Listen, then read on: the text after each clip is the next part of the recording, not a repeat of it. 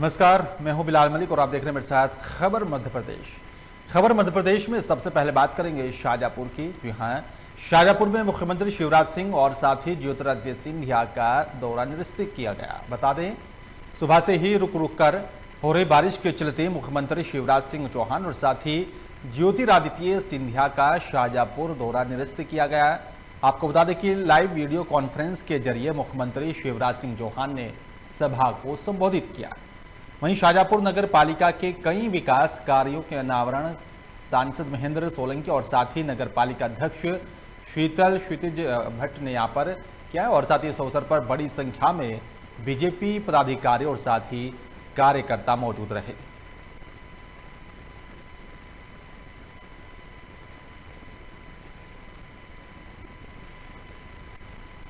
शहडोल के रेत खदानों के मामले में वंशिका ग्रुप अपने कारनामों से बाज नहीं आ रहा है।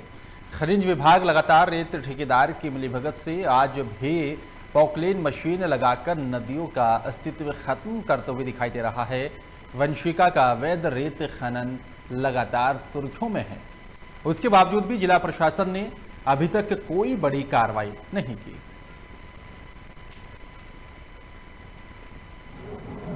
देखिए, लगातार जो खनन हो रही है उसकी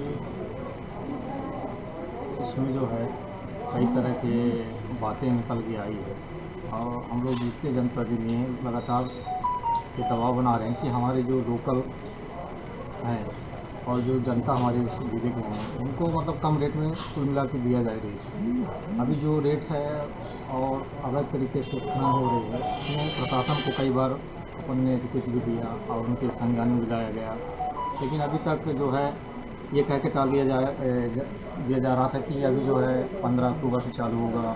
तो जब चालू हुआ 15 अक्टूबर से खनन जब चालू हुआ तो जैसे भी मशीन लगाने की बात आई, कई जगह मशीन लगाने की प्रावधान नहीं है, मशीन लगा रहे हैं। तो अपन कलेक्टर साहब से लिखित शिकायत किए हैं और कलेक्टर साहब ने कई बार आश्वासन दिया कि अपन वंशिका ग्रुप से बात करेंगे। और जहाँ तक कछैण की नदी की बात है वहाँ तो काफ़ी दिन से अवैध।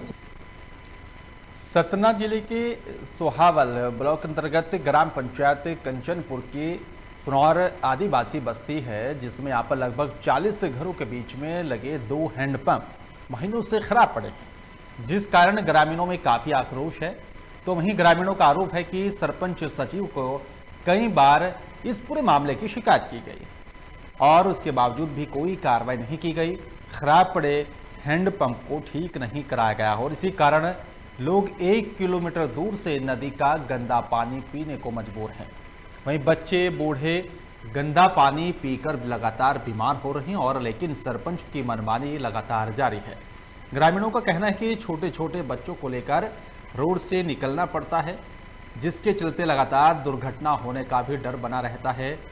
लेकिन सवाल इस बात का है कि जिस तरह से गंदा पानी और वो भी 1 किलोमीटर दूर नदी से लाते हैं और उसको पीते हैं, जिसके चलते लगातार बीमारी का भी शिकार ये लोग हो रहे हैं, लेकिन प्रशासन कोई कार्रवाई नहीं कर रहा है। सरपंच की लगातार मनमानी सामने आ रही है।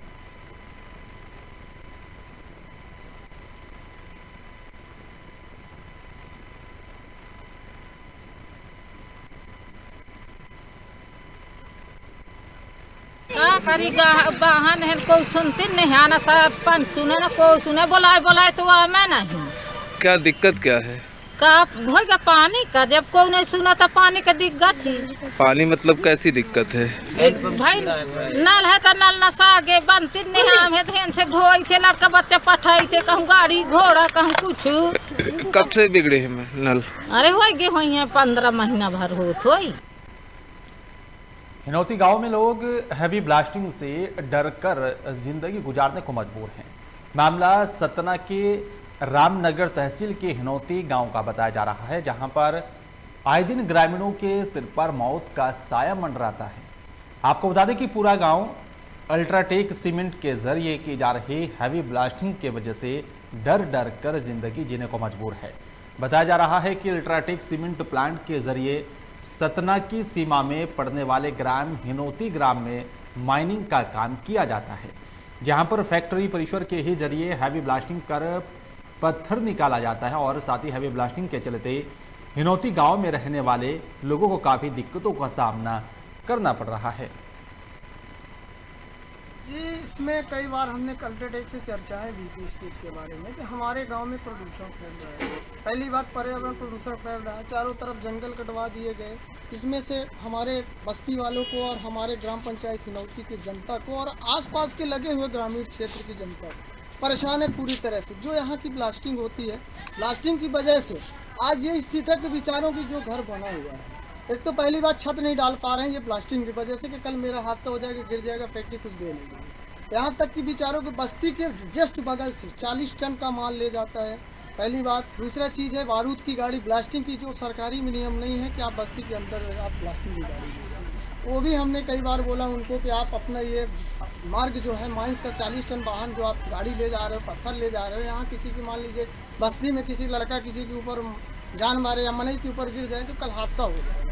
ये हमने कई बार उनको ज्ञापन के रूप में दिया है, यहाँ तक कि ग्राम सभा के रूप में दिया है, लेकिन फैक्ट्री प्रबंधक सुनने के लिए तैयार नहीं है। चूँकि खनन क्षेत्र से उनकी फैक्ट्री तक जाने का ये इकलौता मार्ग है अरगढ़ की तरफ से, तो इसी मार्ग से ही इनके वाहन गुजरते हैं।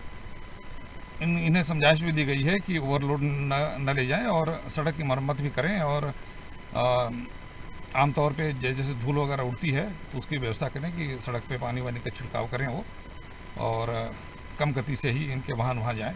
इसके बारे में इनको समझाइश दी जा चुकी है और इस समझाइश को न मानने की दशा में जब भी ऐसा पाया जाएगा कि ये इसका पालन नहीं कर रहे हैं तो उनके ऊपर दंडात्मक कार्रवाई की जाएगी। ग्वालियर में चौरसिया परिवार को शादी समारोह में शामिल होना महंगा पड़ गया है। चौरसिया परिवार घर में ताला लगाकर शादी में शामिल होने के लिए गया था और इसी दौरान अज्ञात चोरों ने मौका पाकर घर के ताले को तोड़कर घर में रखे 21 लाख रुपए की नकदी चुरा ली और मौके से फरार हो गए। जब परिजन घर वापस लौटे तो उन्होंने घर के ताले को जो है टूटा देख उनके होश उड़ गया और जिसके बाद मामले की शिकायत पुलिस को दी गई। फिलहाल पुलिस आसपास और के लोगों से भी पूछताछ कर रही और साथ ही इलाके के सीसीटीवी फुटेज में भी अज्ञात चोरों की तलाश की जा रही ताकि सीसीटीवी फुटेज के आधार पर पुलिस को कोई यहां पर सुराग मिल सके।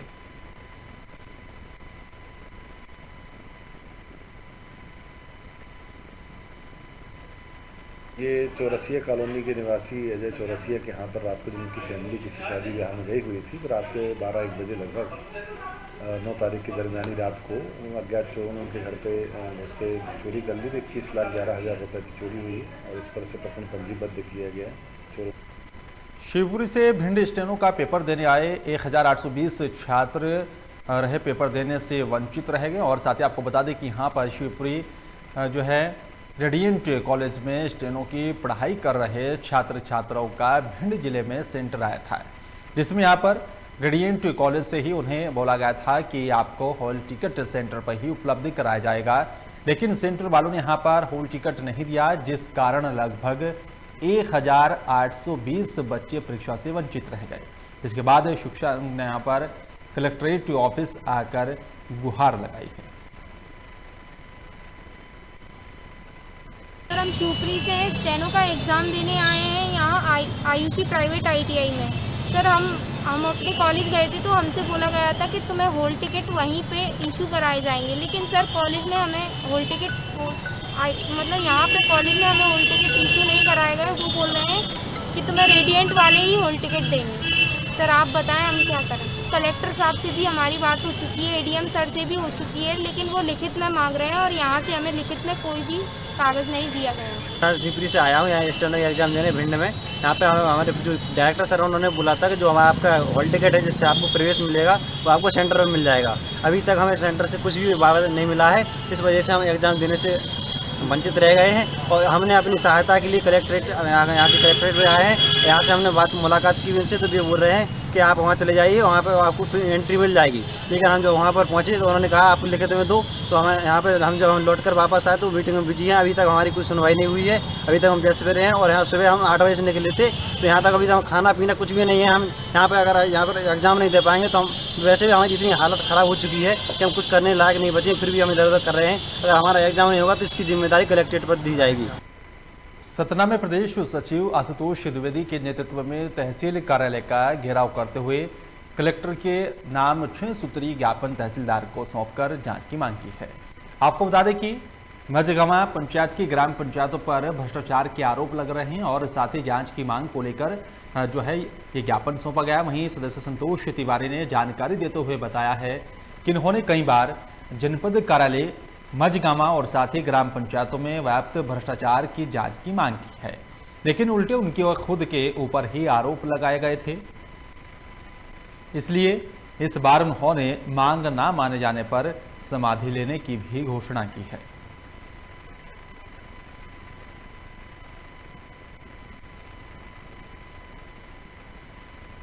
जितनी भी ग्राम पंचायतें हैं, मनरेगा के जितने भी कार्य हो रहे हैं, सारे कार्यों में जेसीबी मशीनों के द्वारा सारे कार्य करवाए जा रहे हैं। जो हमारी तीसरी मांग है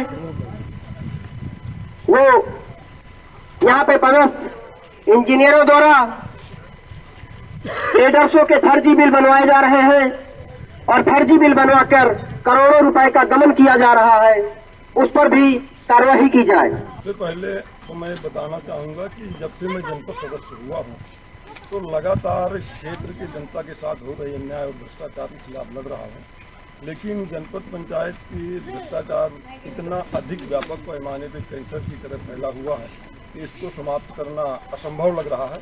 मैं कई बार आमरण अनशन किया तो इसको छिपाने के लिए मेरे ऊपर ही आरोप लगा दिया जाता है कि कमीशन मांगता है, न देने पे आमरण अनशन करता है। तो इस बार मैंने निर्णय लिया है कि 16 दिसंबर को समय 12 बजे ग्राम पंचायत भवन पटना कला के सामने अगर ये निराकरण नहीं करते हैं तो मैं आत्म समाधि ले लूंगा। इसकी जवाबदारी पूरी तरह। रीवा में विदाई से पहले दुल्हन की तबीयत खराब होने से ही उसकी मौत हो गई है। बताया जा रहा है कि मामला सिरमौर थाना अंतर्गत दुल्हरा गांव का है। आपको बता दें कि शादी का कार्यक्रम चल ही रहा था कि अचानक दुल्हन की तबीयत खराब होने के कारण उपचार के लिए सिरमौर सिविल अस्पताल में उसे भर्ती कराया गया, जहां उपचार के बाद दुल्हन को उसके गांव परिजनों के साथ भेज दिया गया था।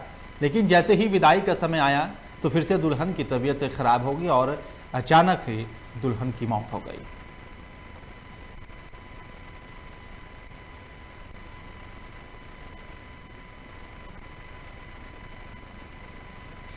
मध्य प्रदेश के रायसेन में एक परिवहन अधिकारी और साथ ही 4 कर्मचारियों के भरोसे परिवहन कार्यालय का संचालन हो रहा है। कर्मचारियों की कमी के चलते न केवल दलालों का बढ़ावा मिल रहा है, बल्कि अधिकारी कर्मचारी भी दलालों से यहां पर मिलीभगत कर ही कार्यों को अंजाम दे रहे हैं। जानकारी के अनुसार परिवहन कार्यालय में एक परिवहन अधिकारी और साथ ही 4 लिपिक मौजूद हैं। परिवहन कार्यालय के अनुसार रिक्त पदों की पूर्ति नहीं होने के कारण यहां पर मौजूद कर्मचारियों पर वर्कलोड भी लगातार बढ़ता जाता है और बताया जा रहा है कि दलाल समय समय पर कर्मचारियों के काम में भी सहयोग करते हैं और जिसके चलते कार्यालय के काम में भी दलालों को काफी जो है महारत हासिल हो चुकी है।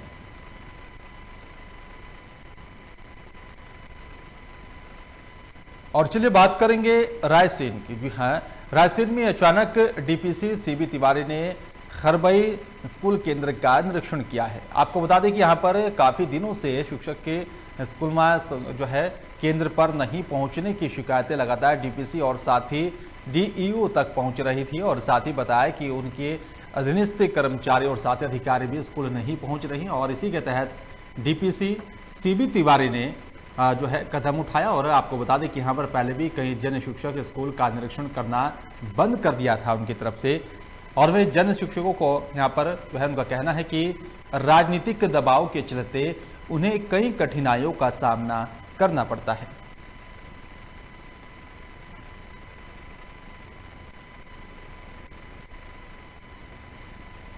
झाबुआ में पीडीएस अनाज की गड़बड़ी के मामले में प्रशासन ने कार्रवाई करते हुए 2 लोगों के खिलाफ मुकदमा दर्ज किया है। आपको बता दें कि मेघनगर में निजी गोदाम संचालक समेत 2 व्यक्तियों के खिलाफ आवश्यक वस्तु अधिनियम के तहत जो है मामला दर्ज किया गया है।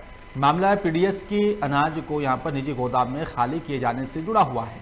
बताया जा रहा है कि देर शाम थांदला विधायक वीर सिंह भूरिया ने पीडीएस के अनाज को पत्थर के निजी गोदाम में खाली करते हुए पकड़ा था। पकड़ा गया अनाज थांदला ब्लॉक के 3 गांव में वितरित किया जाना था, लेकिन जिसमें 297 बोरी गेहूं और साथ ही 12 बोरी चावल सहित 1 बोरी शक्कर मेघनगर ब्लॉक के श्री भेराजी बिल्डिंग मटेरियल मेघनगर के गोडाउन में खाली होता पाया गया। सूचना पर मौके पर पहुंचे यहां पर विधायक ने ये गड़बड़ी पकड़ी और साथ ही इसकी सूचना प्रशासन के आला अधिकारियों को दी। देर रात पूरे मामले की जांच के बाद पूर्व विभाग के अधिकारियों ने गोदाम मालिक लोकेंद्र पडवाल और साथ ही उसके एक सहयोगी इकबाल खान के खिलाफ आवश्यक वस्तु अधिनियम के तहत मुकदमा दर्ज किया है। कंट्रोल की दुकान पर जाने वाला खाद्यान्न आज वर्तमान में मैंने तत्काल खुद ने स्वयं ने आकर के ये गाड़ी कर देखी। अब जो है करीब 500 कट्टे आते हैं एक ट्रक में, एक ट्राले में, तो उसमें से 100 कट्टे के आस पास उतार लिए गए हैं प्राइवेट पत्थर के गोडाउन में, और ये सारा ट्रक उतार करके और इस तरीके से दिन को किया जा रहा है। अगर दिन को नहीं अगर तो रात को क्या करते होंगे।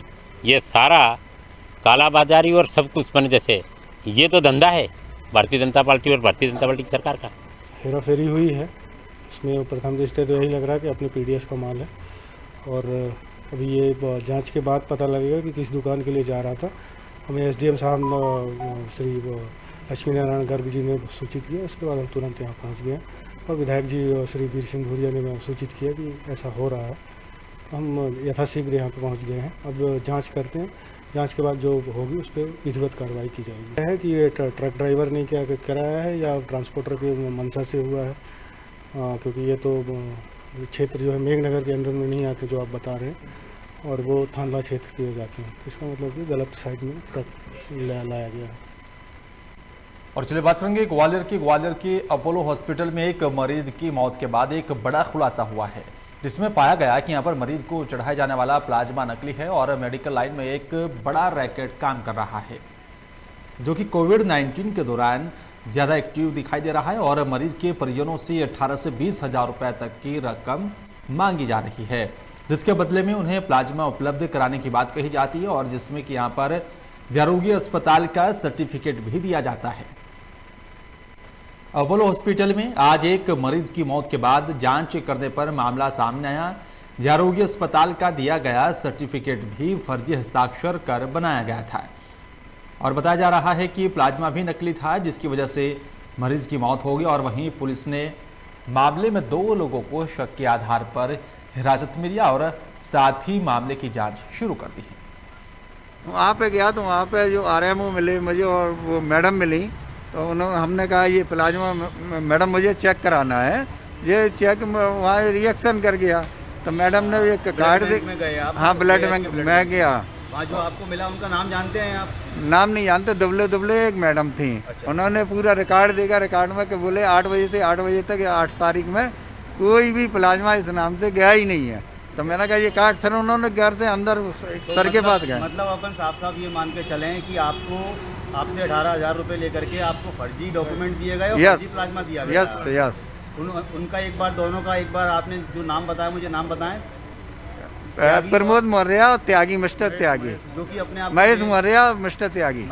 इसमें एक विशेष कमेटी बना के जिसमें डॉक्टर, FSL और पुलिस अधिकारी शामिल होकर इसकी जांच की जाएगी और जो भी परिणाम होगा वो आपको बताएं। सर, फर्जी सर्टिफिकेट किसी को हिरासत में लिया? अभी किसी को हिरासत में नहीं लिया है। जिन लोगों पर शक है परिवारजनों को, उनसे पूछताछ की जाती है। सर, फर्जी सर्टिफिकेट बनाने का मामला अगर सामने आता।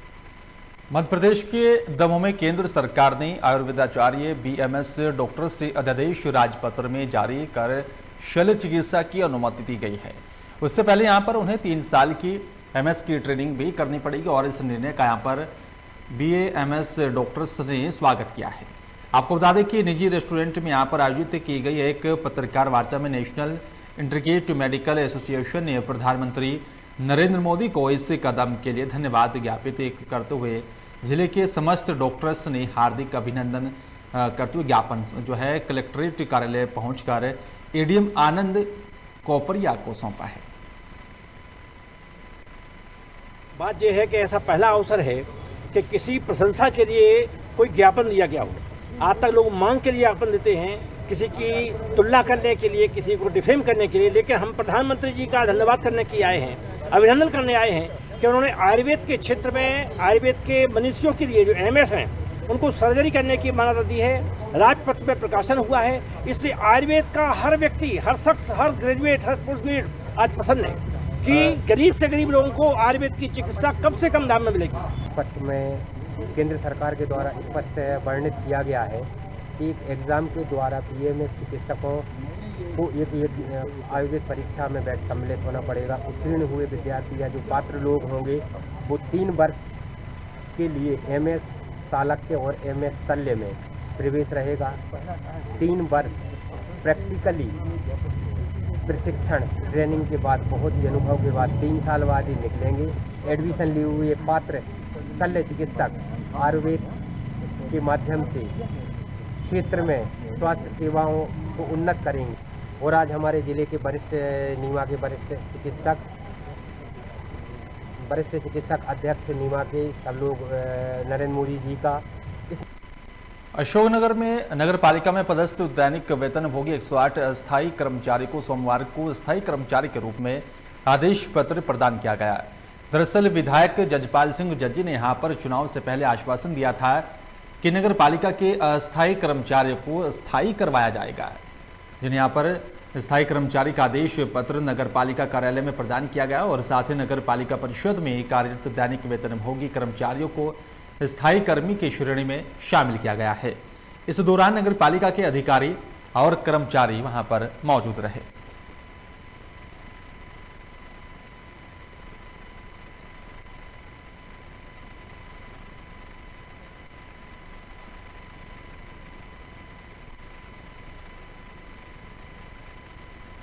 और चलिए बात करेंगे मध्य प्रदेश के नेपानगर की। जी हाँ, नेपानगर क्षेत्र के ग्राम अम्बाड़ा में तहसीलदार सुंदरलाल ठाकुर के नेतृत्व में एक टीम अवैध अतिक्रमण हटाने गई थी, लेकिन जैसे ही टीम ने अतिक्रमण हटाने की कोशिश की तो अतिक्रमणकारियों ने महिलाओं ने अपने शरीर पर केरोसिन डालकर आग लगाने की कोशिश की।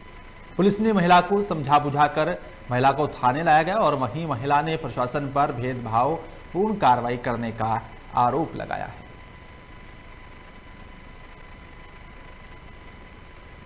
तहसीलदार साहब ने, पुलिस, ये सब आए थे, अधिकारी पूरे आए थे।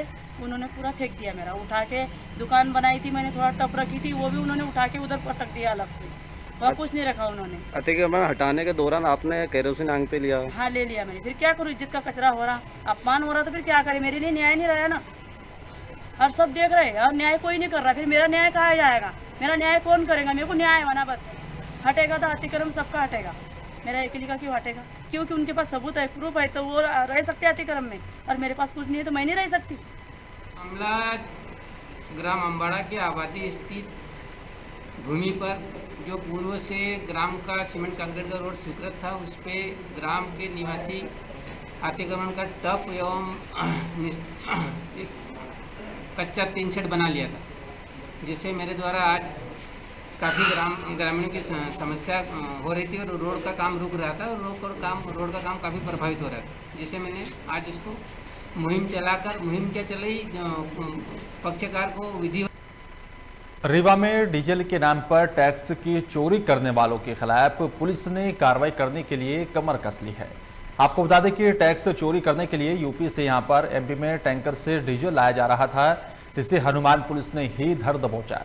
रीवा का हनुमाना थाना उत्तर प्रदेश की सीमा से लगा हुआ है, जिस कारण अवैध तस्करी करने वाले लोग उत्तर प्रदेश के यहाँ पर सीधा मध्य प्रदेश की सीमा में ही हनुमाना थाना अंतर्गत ही गुजरते हैं। और साथ ही आपको बता दें कि एक टैंकर में मुगल सराय से 20,000 लीटर डीजल टैंकर में भरकर शहडोल की उमरिया में तिरुपति कंस्ट्रक्शन के यहाँ पर जो है नाम से लाया जा रहा था, जिसके आधार पर ही पुलिस ने मामला दर्ज कर डीजल सहित आरोपी चालक को हिरासत में लिया है और साथ ही आगे की कार्रवाई शुरू कर दी है।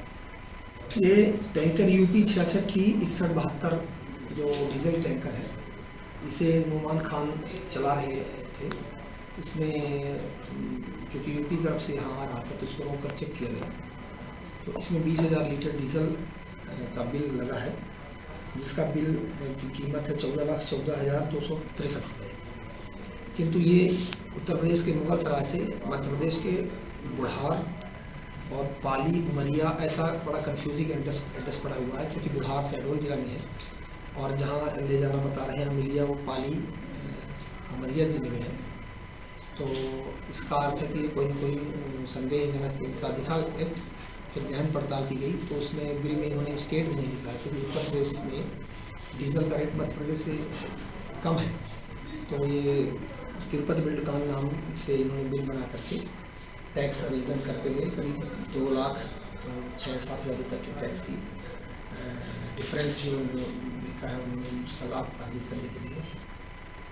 और फिलहाल खबर मध्य प्रदेश में मेरे साथ सिर्फ इतना ही। बाकी तमाम खबरों के लिए आप देखते रहिए लोकमंच। नमस्कार।